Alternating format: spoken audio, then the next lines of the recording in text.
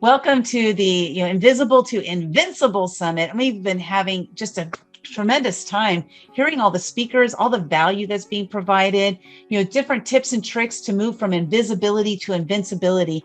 Sometimes the invisibility is caused by others in our lives, and sometimes it's ourselves, what we do. Sometimes people say things and we believe them. We believe it to be true. So we adopt it as truth to our lives. And then moving out of that place, like how do we move beyond that? So our next speaker today is Amy Morrison. And I met Amy on Facebook. And, we just connected immediately just because of the stories that we have to share with each other and what we've done with our lives and what we're doing now. So, Amy, I'm so excited to hear you talk about this topic because this is something that I didn't, first of all, the topic is putting a spotlight on the gaslighter. First of all, I didn't know, I never heard that term before. But then when you shared it, and then I was reading your chapter in Invisible No More, Invincible Forevermore, I was like, oh my God, this is totally my dad. I had no idea that that's what my dad was until the way you explained it. And then, so I just want you to, you're going to share about, putting a spotlight on it and then how you moved out of that situation that you were in. Amy, you got the floor. Super excited to hear what you have to share. Thank you so much, Linda. If you guys can tell, Linda set the stage. She set the stage for this summit by her living her life of transparency. She says when she might have messed up on social media, right? And that really takes something to share yourself with transparency. And I could see, I've been in the background, which kind of goes with the invisible part now. Listening, and it just what you've created in your life, how you live your life, has resonated with everybody. So if you can tell, also all the speakers are sharing from their hearts what they've been through, not just hey, do this, do that, and you're great. It's hey, this is what I lived through. So bravo to everybody. It's not easy. Like myself coming on here, it's like I'd rather be a step back. So Sherry said, and I even messaged Sherry or Sally yesterday. I don't know if I qualify for this. So just another step up, like Sally put in there. You got this, Amy. So that's where a support system is also important in our lives. Those of us that have been made to feel invisible and put that on in our lives, thinking that was true. We need that support system, and that'll come back around later. But so much of everything that everybody said. So even Michelle, when she started off, our value goes down, our self-value goes down because of something said and done to us. I don't know how many of us can relate to that, but that was like, boom, my story. And listening to her say that, like I said earlier, I got an aha moment even in that. It's everything into perspective. When someone's gaslit, we're made to believe that we're crazy. We don't know what we're talking about. It didn't happen. I didn't say that. You don't communicate. That's why it's also really hard to come on here, because I was told I don't communicate, and I believed it. Well, that was a shutdown technique. They don't want to communicate. So they will do things, say things that will question our reality. And yeah, a lot of this realization I did not come to until a few years ago. This happened to me 17 years ago. I didn't know what I was in. Didn't know that I was in a domestic abuse situation. And I learned that about 3 years ago, and I'm like, oh, that's why I have PTSD when I hear certain people say things. And I know that was possible either. So it didn't come up right away. I had to find out a really hard way by something that they were doing. And I am careful a little bit when I talk, because there's my children involved.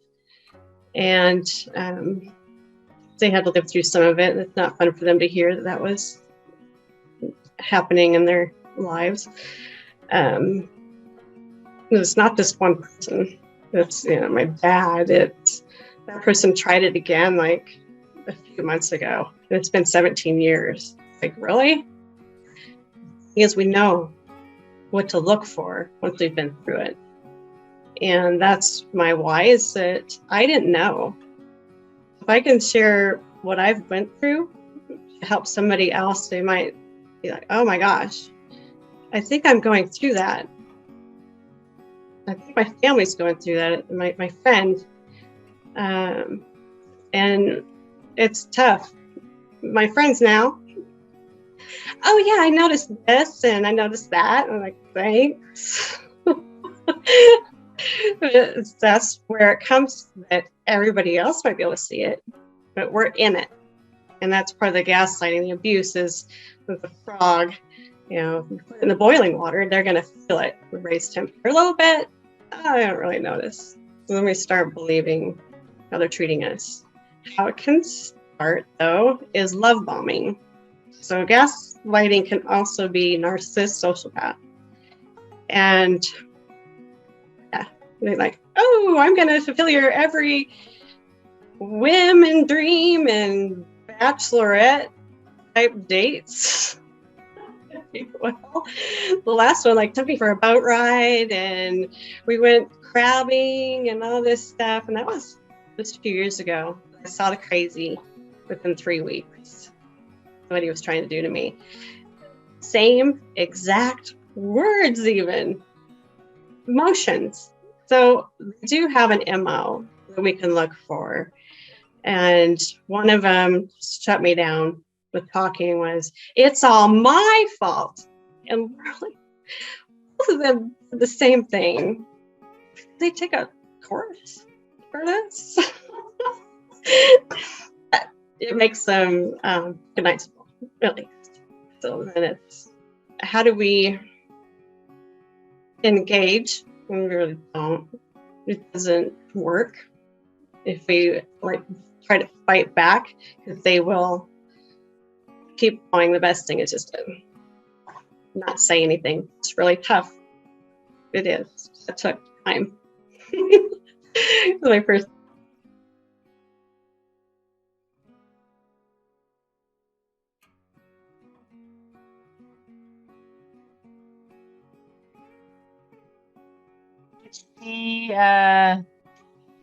Is she silent, or is it me?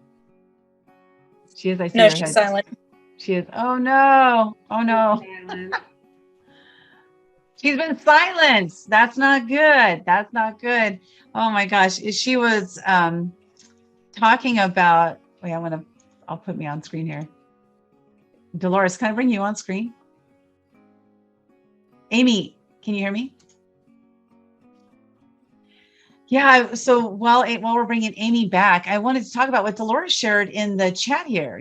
She said 6 days, and after 6 days, her guy was planning their beach wedding and honeymoon in Napa. Talk about that.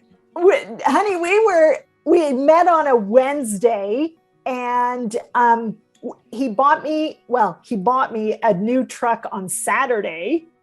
And we're sitting on the couch, and this was just in August. This just happened. And I'm like, wow, I've read about you people. And he was sitting on my couch and he was looking at something on his phone. And then he goes like this, and I'm sitting there next to him, and somebody shows you their phone, you look at it. He had wedding band. He was shopping for wedding bands. And so I happened to look at his phone, and then he told everybody that we were shopping for matching wedding bands. And I was like, dude, I just looked at your phone. But yes, 6 days. And then the gaslighting and the devaluing already started. And I am telling you, it was scary. It was terrifying in 6 days. And, so like I just read your little note there that your sister got married after 7 days. And I just go, wow, this NPD, narcissistic personality disorder, is scary. And, Yeah. you know, I take a lot of pride in how much I've transformed, and I still fell into that. And I was like, oh, wow, that is like way scary. Yeah. It can be thrilling, right? I mean, especially, like my sister, I know that she fell into that. They were divorced within the year. They ended up getting annulled, and but he was very abusive, very abusive. Of course, he wasn't in the first 7 days, but it can be exciting, especially when you come from an environment that is subpar. I'll just use the word subpar. We grew up in a very volatile, abusive household.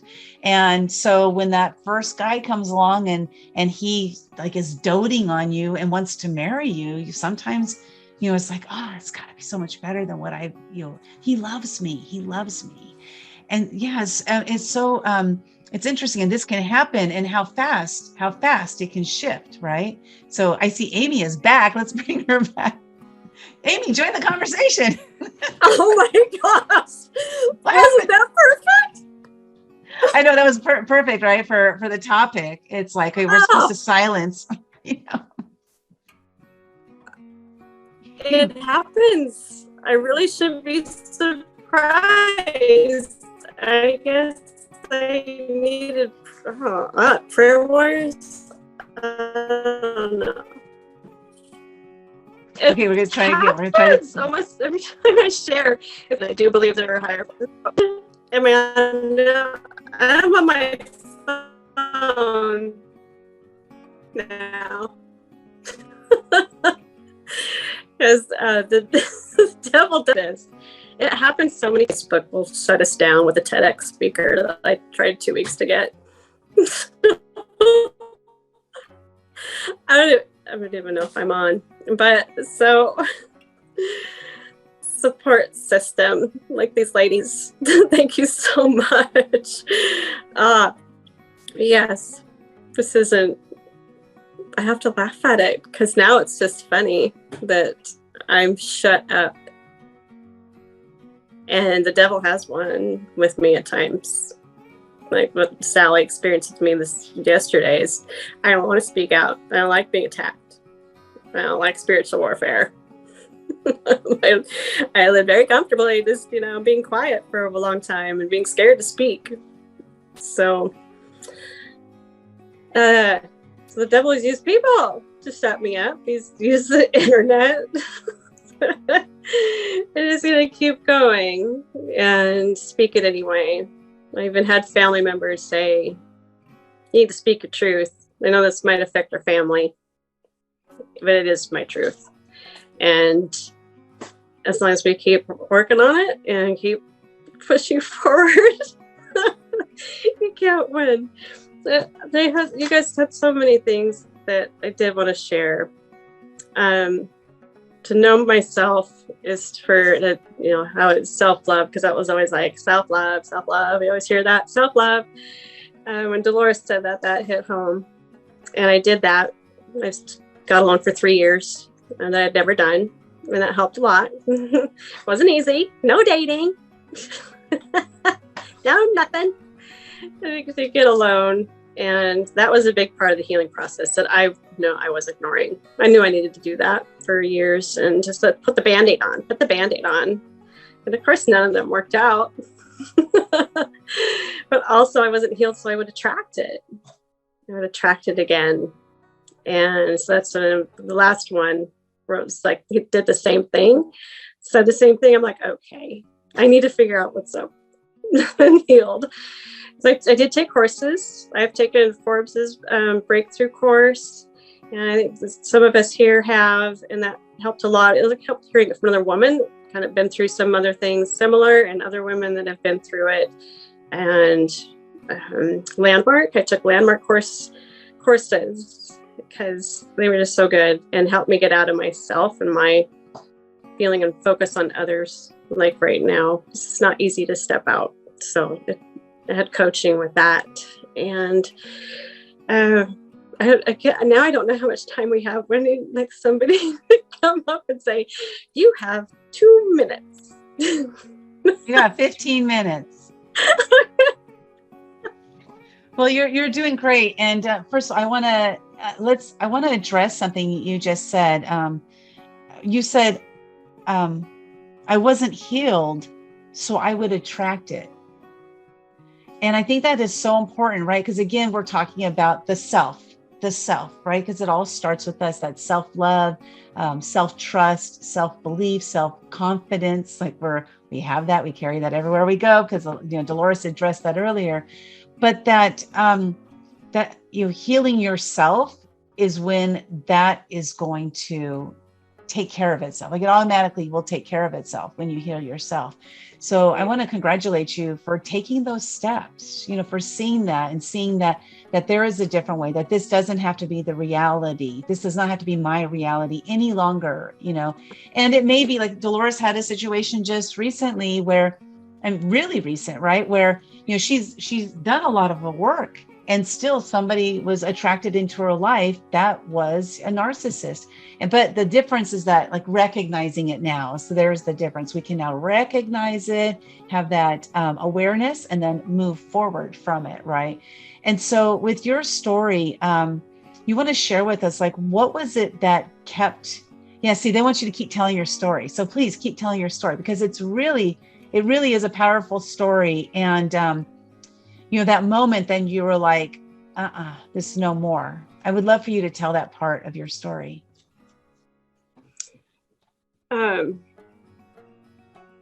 Well, some of it was learning. One of them had been cheating. So that's where the hit up with the 2x4. Then it was like, okay, I ain't taking this anymore, jerk.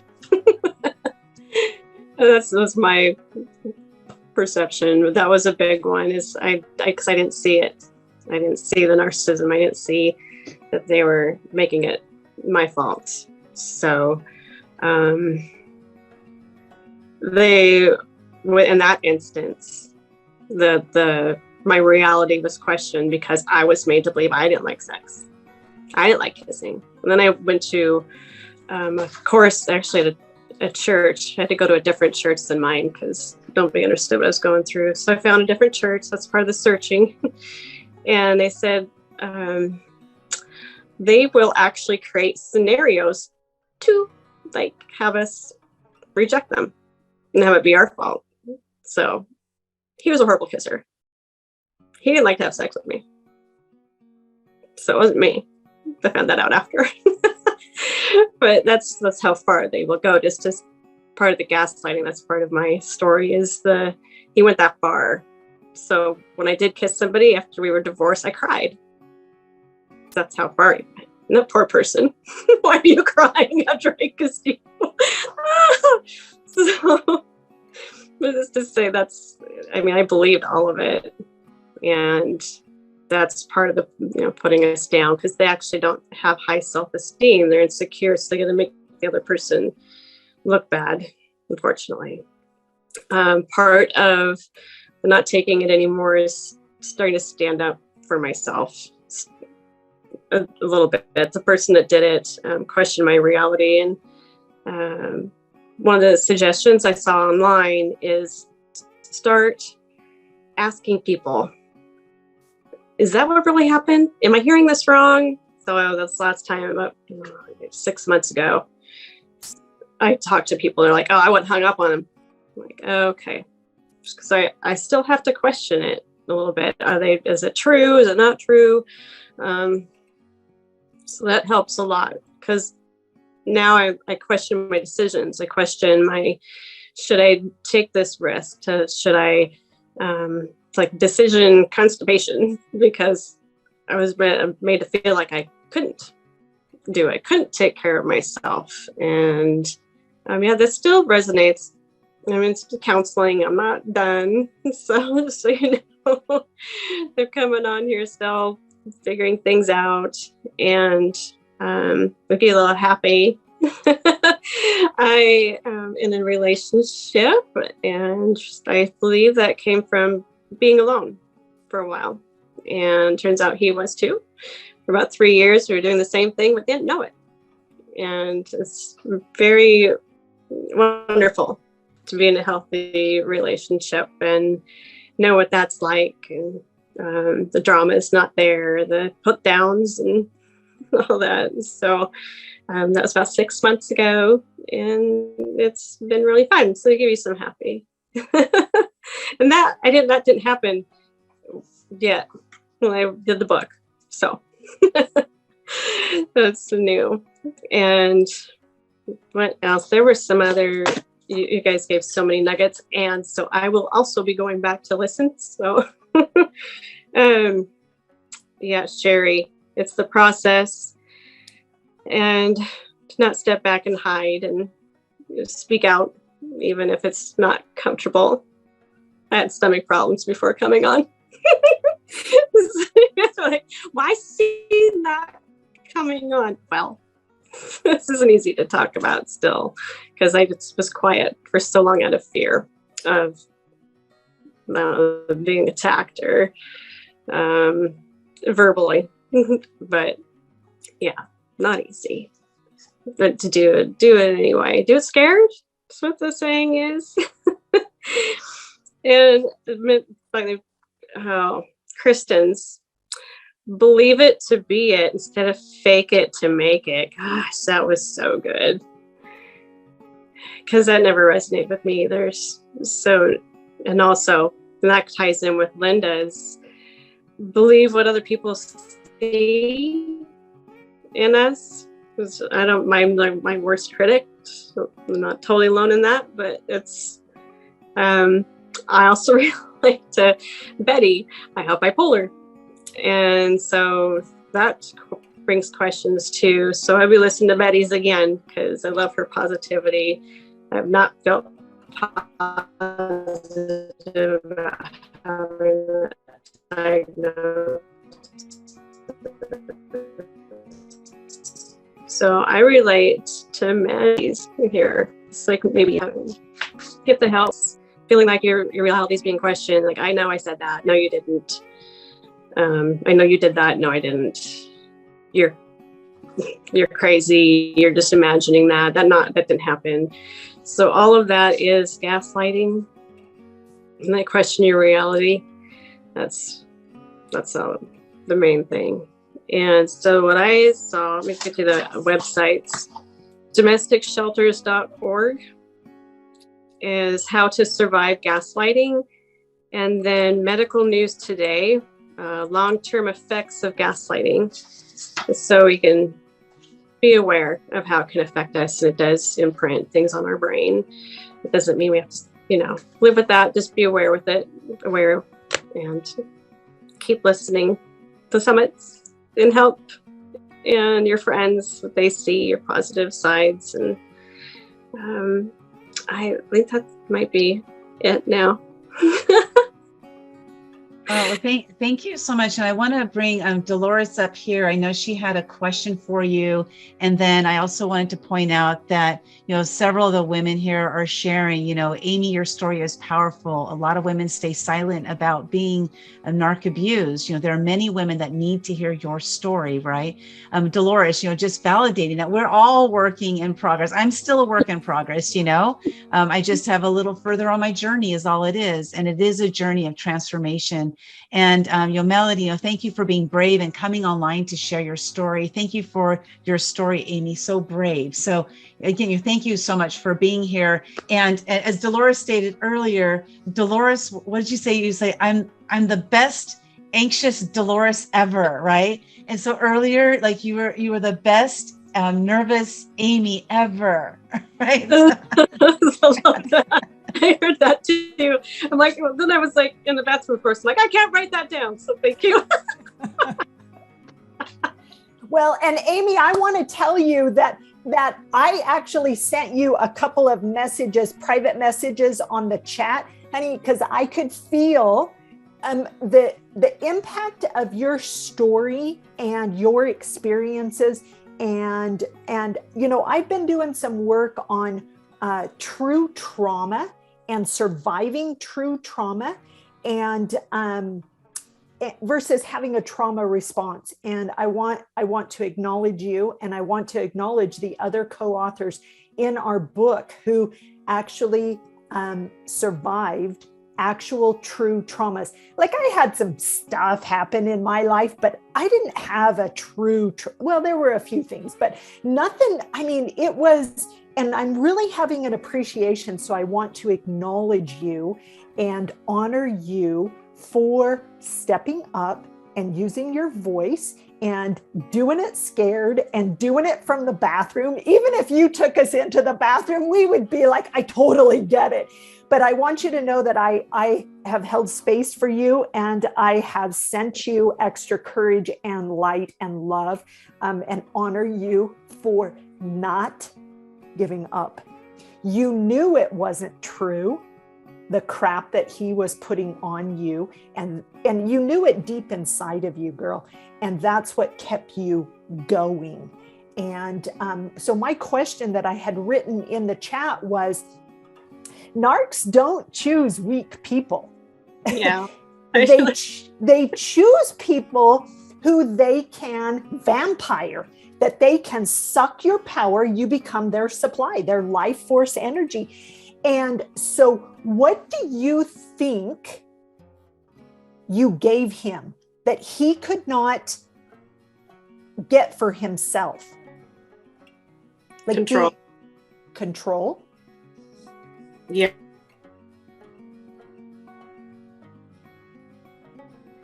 It was the oldest and alone, take care of his siblings.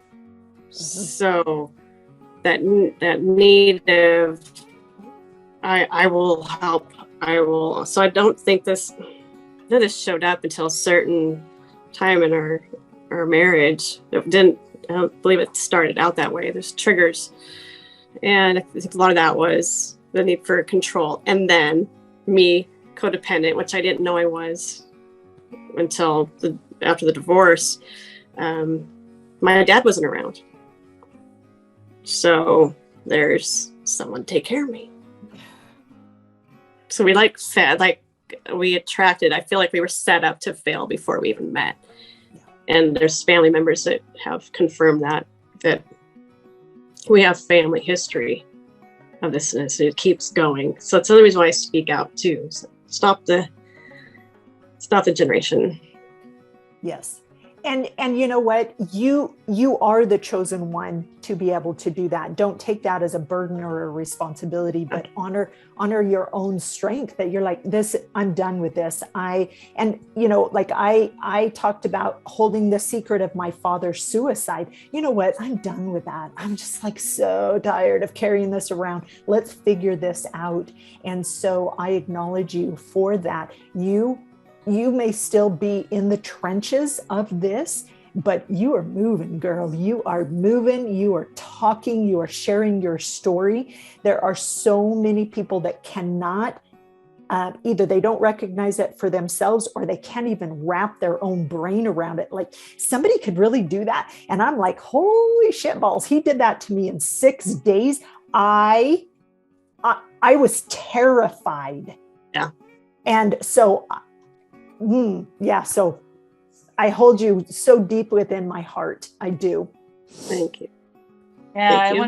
I want to talk on, just because we're almost out of time, which darn it. But there have been women who have been, presidents of companies that this has happened to. And so none of us can escape it if we don't recognize it. And that's the thing is, Amy, your story, coming up and sharing, some of the things that are those signs, because in the book you mentioned this, some of the signs of a narcissist or a gaslighter.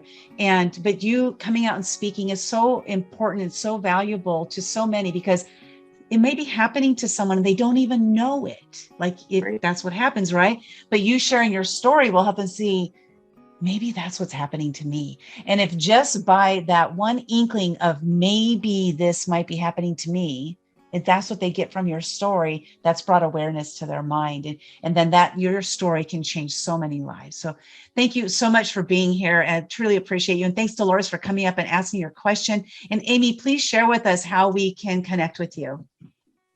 See, it was Dolores mentioned that, like, the Instagram, that's a good way. Nope, that was whether it led That's a good one. So you can message me in there, and I believe it's under Amy Morrison, Empower Her Power, and then email amy.empowerherpower@gmail. So those are, I would say, the easiest ways. Awesome. Thank you so much. Go ahead and drop that in the chat for those who are here with us today. And please connect with Amy and just, pouring the love out. You could see all the love in the chat there. And just thank you so much for sharing your story, for being part of this. And I know that you were almost like when he got to the end of the line, there, it's time to turn your chapter. And you're like, I don't know if I can go through with this kind of, and, but you did it. So thank you so much, because that's part of your healing journey, is by sharing your story. Thank you. Awesome. Thank you, Linda.